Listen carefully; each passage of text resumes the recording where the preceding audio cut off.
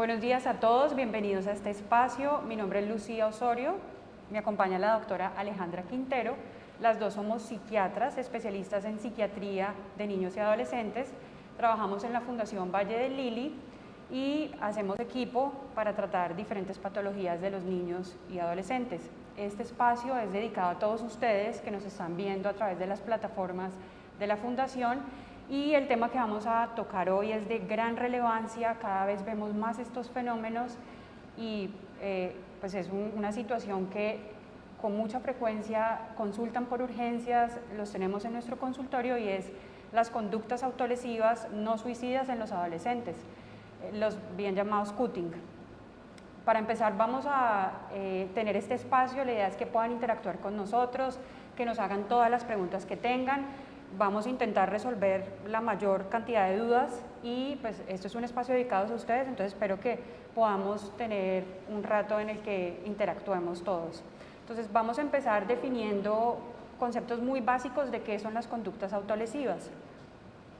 Gracias, Lucía. Bueno, entonces, para empezar, toca tener en cuenta que la autoagresión sin intención suicida no es una enfermedad en sí, sino que es una estrategia de afrontamiento maladaptativa que adquieren los adolescentes frente a la sensación de malestar. Es algo que yo hago para tratar de regular mis emociones. Se ve asociado muy frecuentemente a patologías o enfermedades en salud mental, pero no necesariamente tiene que estar acompañado de estas. Sí. Este puede incluir tanto el cutting, que es el más frecuente, el que más se ve, pero también puede incluir aruñarse, puede incluir golpearse hasta sacarse morados, golpear las paredes, por ejemplo, arrancarse el pelo con la intención de sentir dolor, entre otras cosas. Cabe resaltar, Alejandra, que el cutting es mucho más frecuente en las mujeres, que son las conductas autolesivas no suicidas. Son cortes superficiales que se pueden hacer en antebrazos, muslos, abdomen, cuello e incluso cara. Y en hombres es mucho más frecuente esta agresividad puesta en el entorno, entonces puños en las paredes, arrancarse el pelo, destruir objetos, episodios de ira que terminan en siempre autoagredirse. No es para destruir o hacer daño al otro, sino a sí mismo. Dentro de la epidemiología o lo que más encontramos en este fenómeno es que aproximadamente el 20% de los jóvenes a lo largo de su vida van a tener algún episodio de autolesión, siendo la población más frecuente entre los 14 a los 19 años. Hasta el 60% de los pacientes que tienen alguna enfermedad mental van a tener en algún momento de su vida estos comportamientos. Listo. Entonces hay diferentes factores que pueden contribuir a la aparición de estas conductas.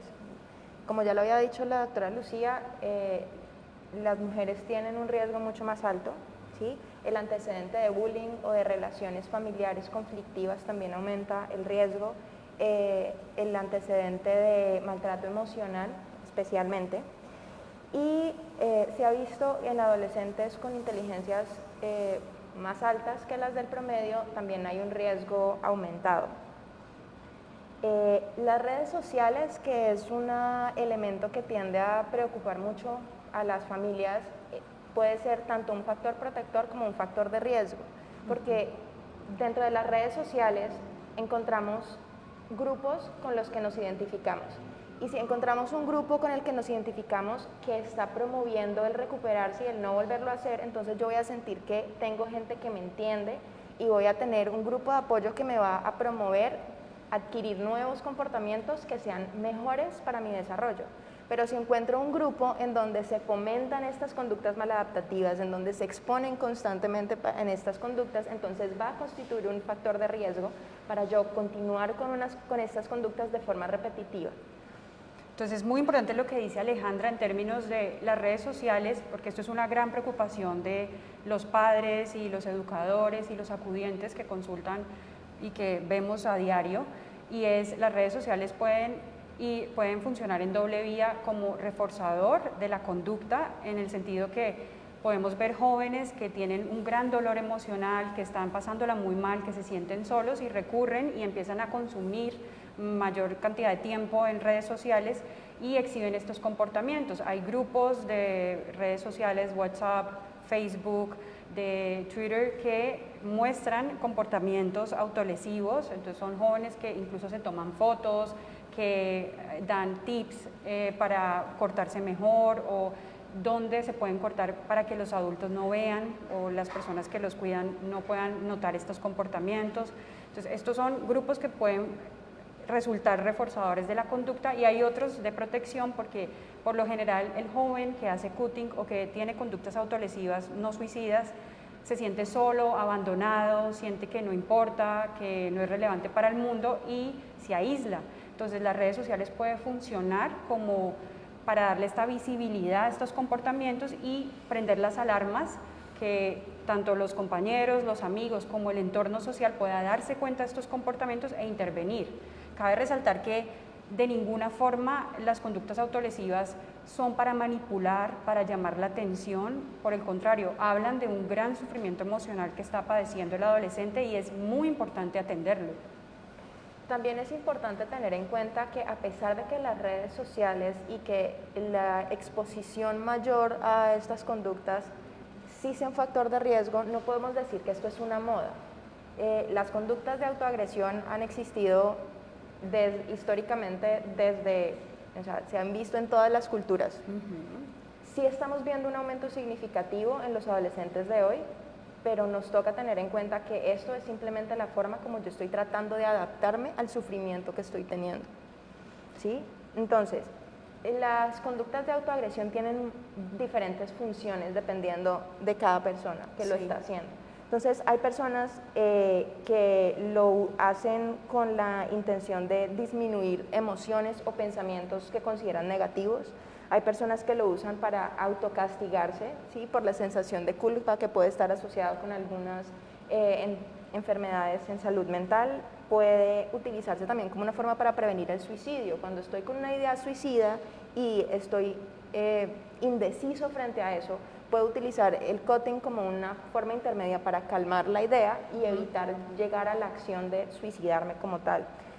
En algunos pacientes con depresión o en algunos pacientes con problemas en la personalidad puede verse una sensación de embotamiento, como la sensación de no sentir nada, de estar desconectado con el medio, y el dolor puede ser la forma como yo trato nuevamente de sentirme vivo, de conectarme. De acuerdo, Alejandra, lo que dices es muy importante y es la sensación de vacío crónico que experimentan muchas personas y que se asocian a un número de rasgos o de trastornos de personalidad, y esa sensación de no sentir nada o de sentir muchísimo en exceso, y esto genera que a través de la lesión de un dolor físico pueda liberar el dolor emocional. Entonces, el cutting tiene una función dentro del adolescente, que es el grupo donde más se presenta, y tiene una función liberadora de ese dolor emocional que el adolescente o el joven no está pudiendo manejar, no está pudiendo expresar, y de alguna forma lo que buscamos es que este joven pueda ponerlo en palabras y no en actos, que es lo que está pasando. Exactamente. Pero también nos toca tener en cuenta que muchas veces estos comportamientos de autoagresión tienen una función de comunicación. Es la forma como yo no sé decirlo en palabras, lo pongo en acciones para que los demás lo vean y puedan ayudarme y yo obtener esa ayuda y ese apoyo que estoy buscando.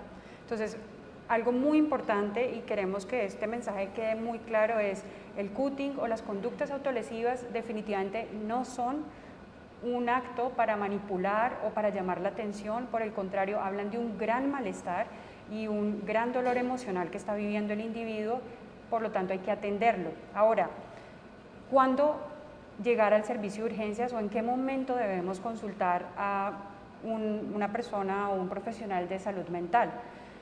Vamos a hablar un poco de los signos de alarmas y las banderas rojas. Listo, entonces, es importante tener en cuenta que todo niño, adolescente o incluso adulto que esté teniendo conductas de autoagresión debe consultar a un servicio de salud mental, ya sea por psicología o por psiquiatría, ¿sí? El hecho de que estoy haciendo un acto de autoagresión implica que hay un sufrimiento que debe ser intervenido. Ya sabiendo esto, es importante saber si la situación amerita consultar de forma inmediata a un servicio de urgencias o si puede dar la espera para conseguir una cita por consulta externa. ¿Cuándo asistir al servicio de urgencias? Cuando tenemos ideación suicida, ¿sí? Cuando tenemos cortes profundos que requieren alguna intervención, como por ejemplo puntos o alguna curación más específica. Cuando al niño o al adolescente, al ser confrontados, o sea, cuando los papás se dan cuenta que se está cortando, entra en agitación, se altera muchísimo y no está respondiendo y no está comunicándose adecuadamente con los papás y está amenazando con hacerse más daño o incluso se hace más daño en ese momento o amenaza con hacerle daño a los demás. Otro punto importante es para consultar al servicio de urgencias o pedir ayuda por un profesional de la salud mental es cuando existen alarmas y signos de depresión. Los signos de depresión infantil y del adolescente son un poco distintos a los habituales que vemos en los adultos. Por lo general, lo más importante es que el joven tiene oscilaciones a través del día del afecto. Entonces, hay padres que dicen, pues yo no pienso que mi hijo esté deprimido porque en la casa está muy triste y yo lo veo con los amigos y como que sí disfruta y se ríe.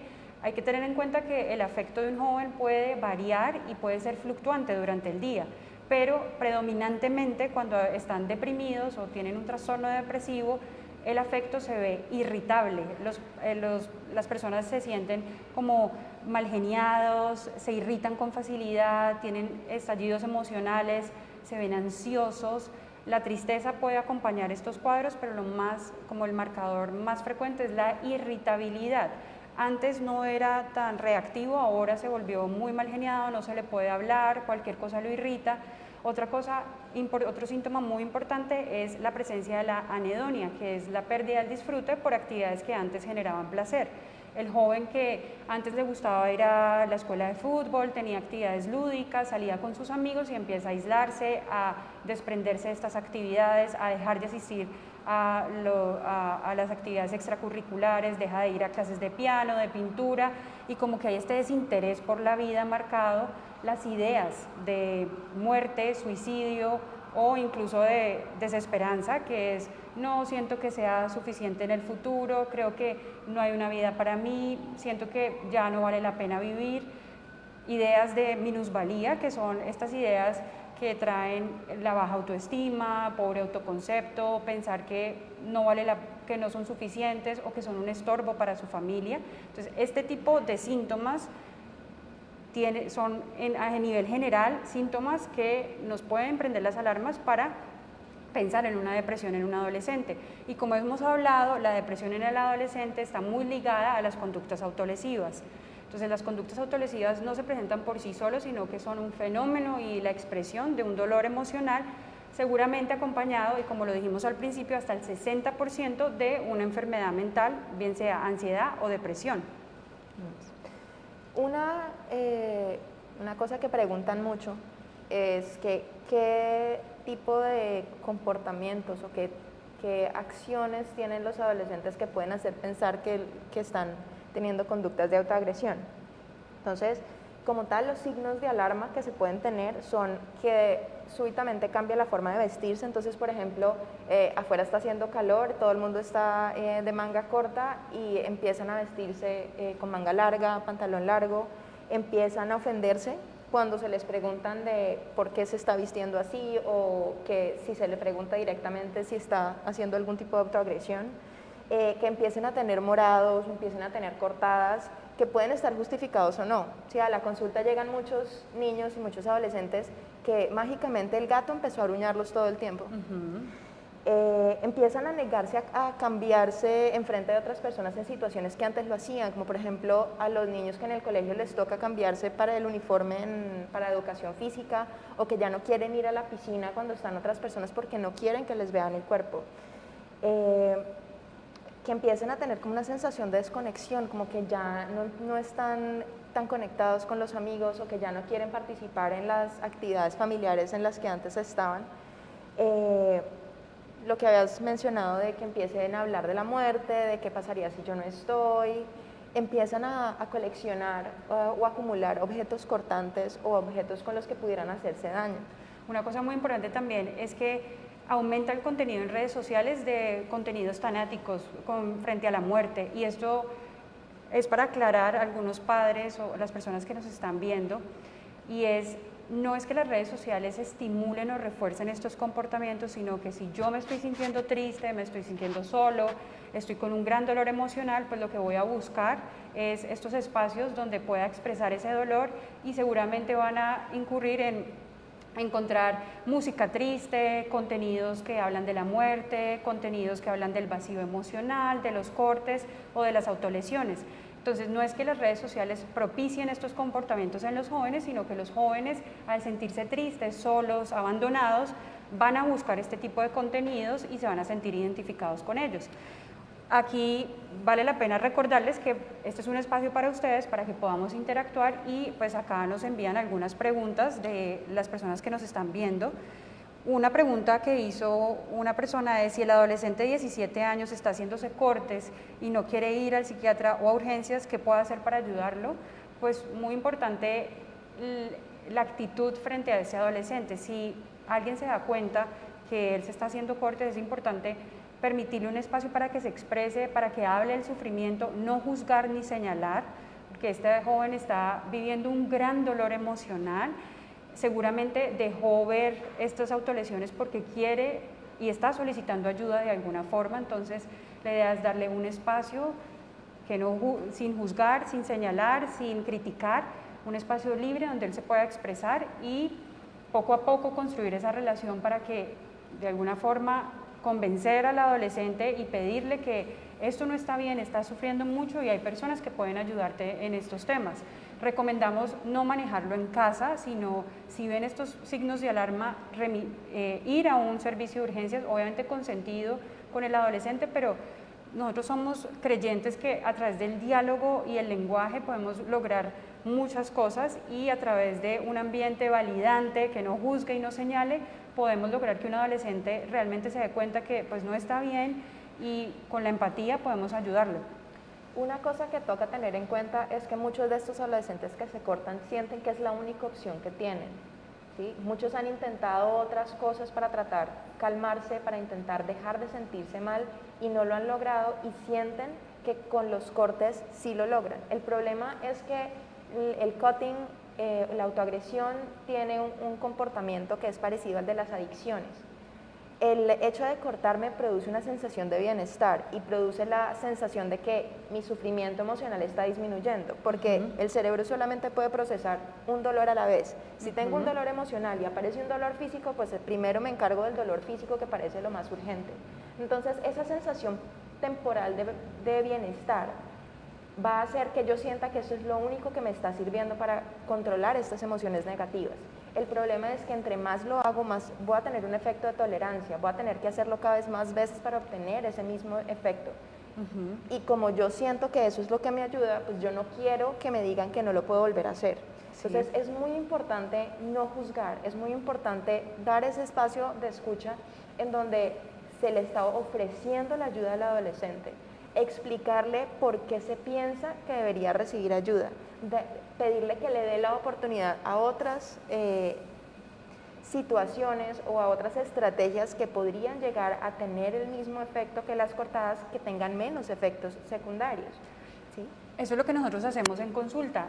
No es invalidar y decir esto no te sirve, déjate de cortar, porque eso es muy sencillo, y realmente, como ha dicho Alejandra, el corte tiene una razón y una función dentro del individuo, sino es cambiar este comportamiento que puede ser maladaptativo, como cortarse, por uno que pueda ser un poco más adaptativo y permita que el joven libere esa misma tensión, exprese ese dolor emocional de una mejor forma.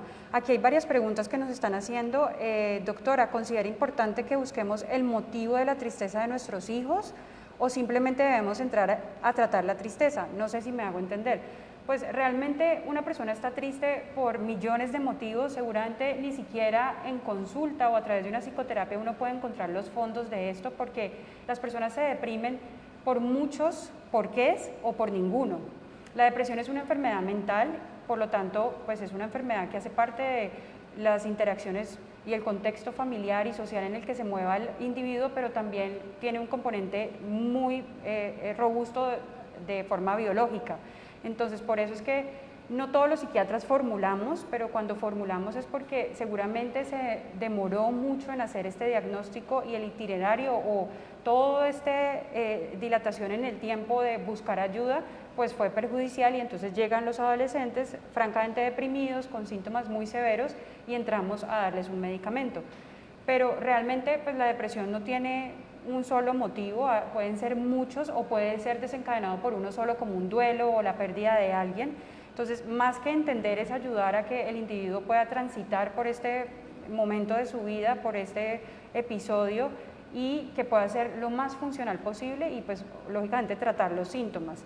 El entendimiento de la tristeza pues es algo muy personal y se logra a través de meses o años de trabajo, entonces no es entrar a por qué estás triste, qué te pasa, qué debo cambiar, porque muchas veces no hay un motivo por los cuales ellos se sienten tristes. O incluso muchas veces puede haber un motivo, pero como para los niños y los adolescentes es más difícil procesar y entender las emociones, puede que ellos mismos ni siquiera sepan o entiendan qué es lo que los tiene así. Entonces, entrar a preguntar por qué te sientes así puede incluso aumentar la ansiedad o aumentar la sensación de malestar, porque pues no me entiendo yo mismo, ¿cómo me van a entender los demás?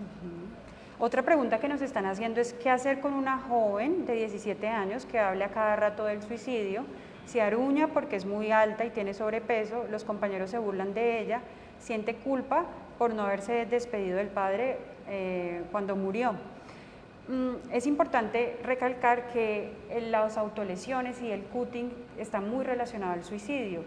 Entre los adolescentes que se cortan hay un aumento hasta 10 veces el riesgo de suicidarse. Entonces, cuando un joven deja ver sus lesiones, habla del dolor emocional, dice que se siente mal, está hablando del suicidio, de la muerte, se ve aislado, descuida su aspecto personal, está triste, le hacen bullying o las personas se burlan de ella, pues estos son grandes signos de alarma porque aquí este joven está comunicando no solo a través del cutting, sino a través del lenguaje, está pidiendo ayuda, está hablando del suicidio y a esta joven hay que atenderla y hay que atenderla inmediatamente, bien sea por psiquiatría o psicología. ¿Cuándo consultar a un psiquiatra, cuándo un psicólogo? Lo importante es que se dé el primer paso y haya una valoración por un profesional de salud mental, que se pueda conseguir la ayuda y que la persona se dé cuenta que es importante, porque quedarnos callados, no hacer nada, es mandarle un mensaje a los adolescentes como aquí no pasa nada, no importas. Si uno aborda a este adolescente, le habla y le da un espacio para que se exprese, este acto simplemente muestra empatía y está reconociendo el sufrimiento en el otro y está diciendo, bueno, aquí estoy para ayudarte, tú me tienes a mí. Hay un mito con respecto al suicidio que hace que muchas personas traten de evitar hablar sobre él, y es que en algunos lugares hablan de que si yo le pregunto a alguien que si se va a suicidar, entonces va a terminar suicidándose. La verdad es que preguntar directamente si está considerando suicidarse lo que hace es abrir un espacio en donde se puede discutir el tema. Cuando ya sabemos que una niña o un adolescente tiene un riesgo de hacer un intento suicida alto, como es una persona que está mencionando el suicidio constantemente, que está mencionando la muerte constantemente y que tiene conductas de autoagresión que están abiertas, o sea, que están siendo utilizadas como un mecanismo para comunicar el sufrimiento, se está dando el espacio para que yo pregunte activamente si hay un riesgo inminente de hacer un intento suicida. Este tipo de pacientes es importante preguntar directamente si lo está considerando y utilizar ese espacio también para ofrecer la ayuda. Sí, es súper importante. Hay varias preguntas que nos están haciendo, voy a tratar de consignar pues todas. El cambio, hay uno que dice, ¿el cambio puede generar que mi hijo se haga autolesiones por el estrés? La llegada de un nuevo miembro de la familia, una mudanza, cambiar de ciudad o de país, ¿cómo debo manejarlo? Realmente, como hemos hablado a través de este conversatorio, es realmente las conductas autolesivas hacen parte de manifestar un sufrimiento, de manifestar un malestar emocional, y el cambio produce malestar en la mayoría de las veces. El cambio produce situaciones nuevas, situaciones a las que no estoy adaptada o a las cuales no son habituales. Entonces, la llegada de un nuevo miembro de la familia, el cambio de colegio, la separación de los padres puede ser para el mundo infantil o el mundo del adolescente un motivo de gran malestar emocional, y la forma como ellos pueden afrontarlo o con los mecanismos que tienen poder hacerle frente a este cambio puede ser cortándose. no es invalidar y decir está mal o está bien, sino es ofrecer un espacio y ofrecer la ayuda, visibilizar esto como me importas, estoy angustiada porque te estás cortando, quieres hablar, aquí tienes un espacio para hacerlo y darle otras opciones, pues a través de terapia, de un tratamiento, ofrecer al adolescente otras opciones y espacios para que estas conductas no se den, sino que puedan ser cambiadas por otras, como hemos dicho, más adaptativas, que comuniquen más y que de alguna forma puedan liberar la tensión y resolver este malestar emocional. Una pregunta adicional que hacían era, ¿qué hacer con cuáles son los factores de riesgo de la depresión y cuáles son los factores de protección? Entonces, factores de riesgo, tenemos que tener en cuenta que la depresión es una enfermedad que es multifactorial. Entonces, por un lado tenemos el antecedente familiar que nos puede demostrar que hay un riesgo genético inherente. Entonces, cuando hay muchas personas en la familia que han tenido problemas de los nervios, problemas de ansiedad, que se deprimen, el que se aísla por periodos, eso nos puede hablar de que hay depresiones en la familia que están pasando desapercibidas, o incluso cuando hay ya depresiones diagnosticadas en la familia, eso es un factor de riesgo. Las situaciones de estrés ambiental, como por ejemplo conflicto familiar, bullying en el colegio, alta exigencia en el colegio que puede ser impuesta tanto por el medio, o sea, por el colegio que es muy exigente, como una alta autoexigencia. O sea, yo estoy en un colegio que es exigente, pero yo me exijo un perfeccionismo alto, eso me va a poner en un riesgo alto de hacer un episodio depresivo. Los factores protectores pueden incluir un adolescente que tenga buenas habilidades sociales, que sea asertivo a la hora de comunicar, que hable y utilice el lenguaje para expresar sus emociones, que tenga una familia contenedora o que tenga una familia donde se permitan este tipo de expresiones emocionales. Nos llama mucho la atención, y esto lo hemos hablado con Alejandra, y es casi siempre permitimos que los jóvenes expresen la alegría, la felicidad, la euforia, pero es difícil hablar de la tristeza, de la ansiedad, de la rabia.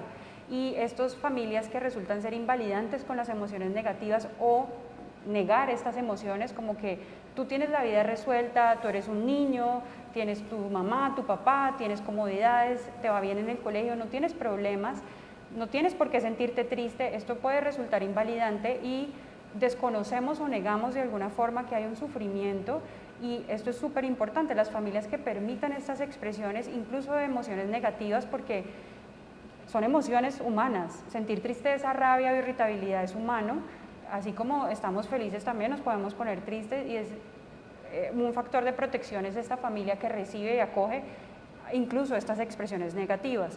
La capacidad que tiene el joven para comunicar, una familia que puede acceder fácilmente a los servicios de salud, definitivamente es un factor protector. Estar escolarizado, tener buen rendimiento académico, tener actividades o hobbies, actividades extracurriculares o hobbies, tener una buena red de apoyo que incluye unos padres, unos cuidadores, los profesores y pues, amigos cercanos, pueden ser factores protectores para la depresión. Es importante tener en cuenta que vivimos en una cultura que con frecuencia habla de la fortaleza como la ausencia de emociones negativas. Sí.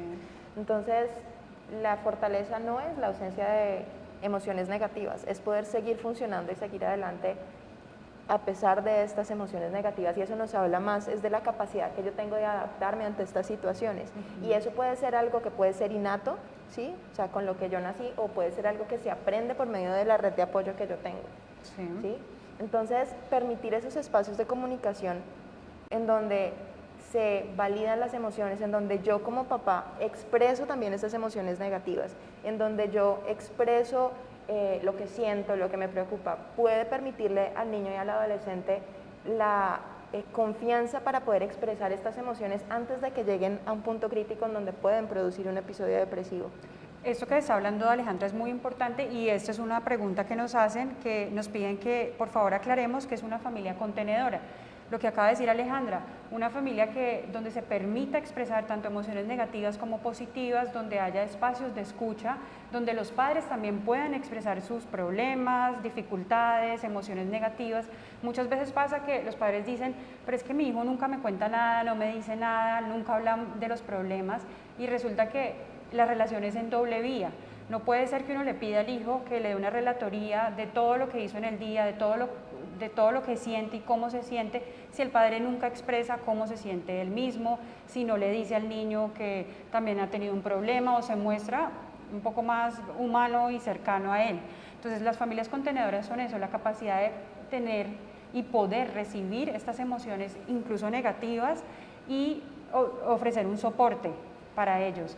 No juzgar, no señalar, no criticar, más bien validar, o sea, decir, está bien, entiendo tu sufrimiento, puedo entender que no la estás pasando bien, pero aquí estoy yo. Entonces es un sostén. La familia contenedora es la familia que ofrece un sostén, entendiendo que no todas las familias son, que ninguna familia es perfecta, todos tenemos problemas, dificultades, pero vale la pena hacer este ejercicio con los hijos y con los alumnos o con el amigo, de escuchar, entender y tratar de ponerse en los zapatos del otro antes de señalar o juzgar o criticar. Un elemento muy importante también en una familia contenedora es el poder ver a las otras personas. Todos tenemos diferentes formas de pedir ayuda, ¿sí? Un niño que llega y le pide al papá que juegue con él, un adolescente que se sienta al lado de la mamá a ver televisión y le cuenta un chisme. Son personas que están buscando la conexión. En la medida en que yo veo a las otras personas en mi familia, en la medida en que yo escucho y ofrezco la ayuda cuando me da la impresión de que la están pidiendo, eso es parte de ser una familia contenedora. De acuerdo. Nos hacen otra pregunta, si un adolescente de 14 años solo quiere permanecer en la casa jugando videojuegos, ¿eso puede llevar a una depresión por la falta de contacto con otros? Creo que esto antes es una voz de alarma, es una bandera roja para depresión y se ha visto que los jóvenes cuando están deprimidos empiezan a aumentar el consumo y las horas de dispositivos electrónicos, bien sea videojuegos, redes sociales, porque quizás quieren aislarse de ese mundo que no parece ser tan amigable o que está triste, o porque no tienen buenas habilidades sociales, entonces les cuesta mucho interactuar con otros y empiezan a aislarse. Entonces el consumo de videojuegos no es que genere depresión, sino las personas deprimidas buscan un poco más y aumentan el contenido y el tiempo de estos videojuegos. Por eso es muy importante, y los límites con amor es lo más importante y lo que más estructura a un adolescente, y es poner límites, reglas. Así como hay tiempos de conexión, también debe haber tiempos de desconexión y de conexión emocional con los otros.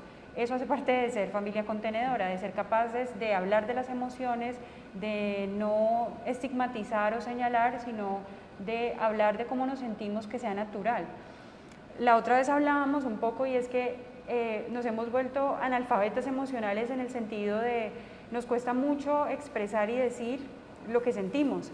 Hay jóvenes que no saben cómo se sienten y uno les pregunta a los jóvenes cómo te has sentido, bien o mal, y eso no es una emoción. Entonces hay que enseñarle a los hijos y hay que fortalecer este mundo emocional, y es que tengan la capacidad de expresar cómo se sienten, de hablar de la tristeza, de hablar de la felicidad y de poderlo simbolizar, que es a través de la palabra. Con respecto a esto de las redes sociales, de los juegos de video, es importante tener en cuenta que por la situación mundial en la que nos encontramos, en donde durante mucho tiempo los niños estuvieron aislados, las expectativas y las costumbres cambiaron un poco. Entonces, durante más de un año, muchos niños estuvieron encerrados con los videojuegos como su única forma de expresarse y de divertirse. Las redes sociales se volvieron la forma de comunicarse con los amigos y los juegos de video se volvieron la forma de interactuar con los amigos. Entonces es importante evaluar realmente qué es lo que está sucediendo con estos niños. No todo niño que juega muchos juegos de video está deprimido. No todos los niños que se encierran en el cuarto están deprimidos. No todos los niños que se aíslan y no están participando activamente en las actividades sociales están deprimidos, pero sí son señales de alarma que nos toca evaluar.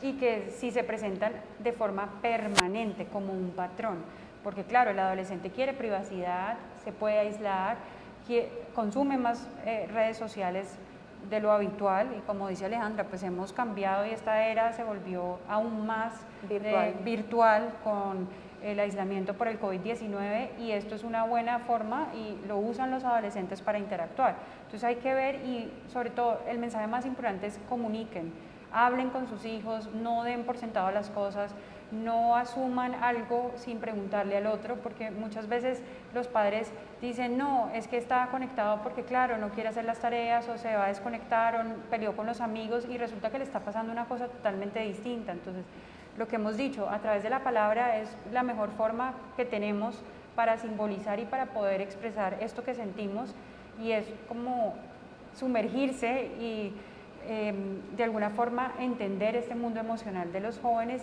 y la mejor forma es preguntándoles, hablando con ellos.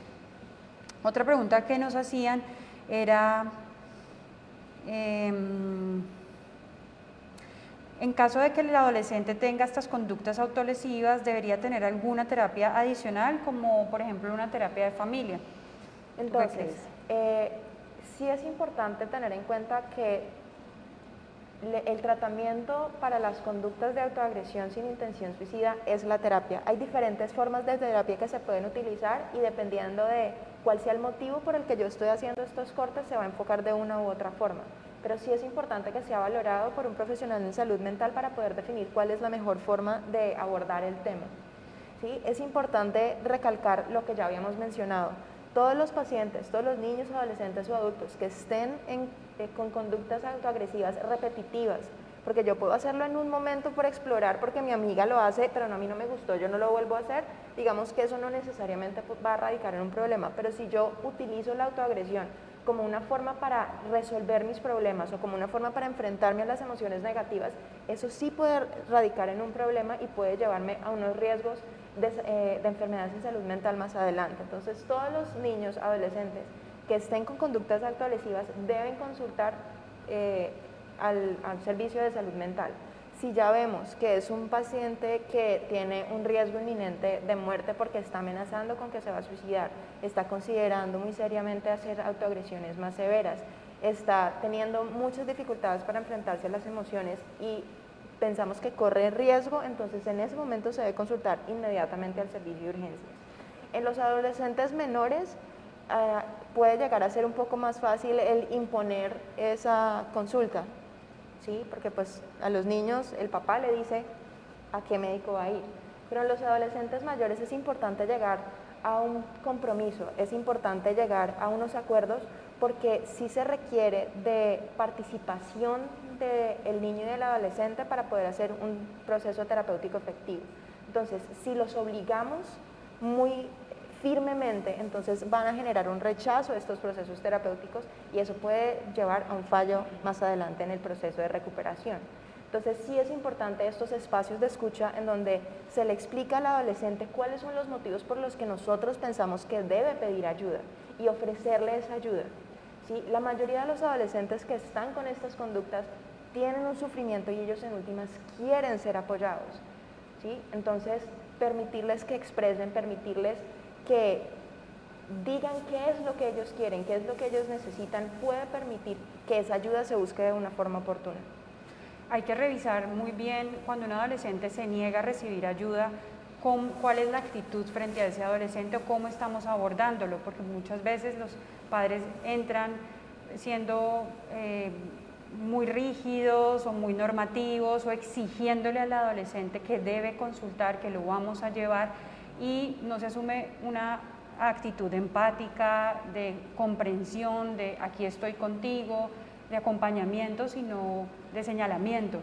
Entonces, como hemos dicho a lo largo de este conversatorio, las conductas autolesivas repetitivas no son de ninguna forma un acto para llamar la atención o un acto para manipular, sino para manifestar un gran dolor emocional, una voz de ayuda que debe ser atendida, que debe ser escuchada y que debe ser intervenida. Nosotras somos psiquiatras infantiles, trabajamos con esta población, cada vez vemos un aumento mayor de estos comportamientos y lo que uno podría decir es, quizás estos jóvenes están siendo muy abandonados, tienen muchas obligaciones o tienen acompañamiento por parte de otros factores, de otros individuos, pero no de sus padres o de su red de apoyo más cercana. Entonces es importante empezar a evaluar qué es lo que está pasando con él, cómo está manejando las emociones, cómo se están abordando estos temas y que en el colegio también se ofrezcan que sean capaces y que se ofrezcan estas comunicación de abordar el tema de cutting, abordar el tema de conductas autolesivas, del suicidio, que deje de ser un tabú, porque si es un tabú, entonces lo negamos, lo desconocemos, lo criticamos y el adolescente no va a ser atendido. Entonces es importante que los padres, educadores, cuidadores y los amigos puedan acercarse a esta persona que sufre y que podamos intervenirlo.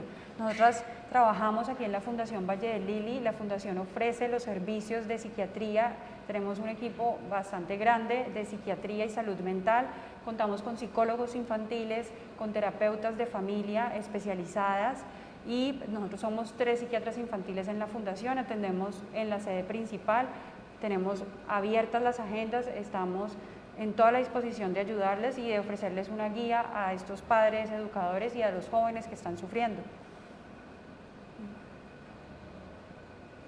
Muchas gracias por el espacio. Hasta luego. Hasta luego.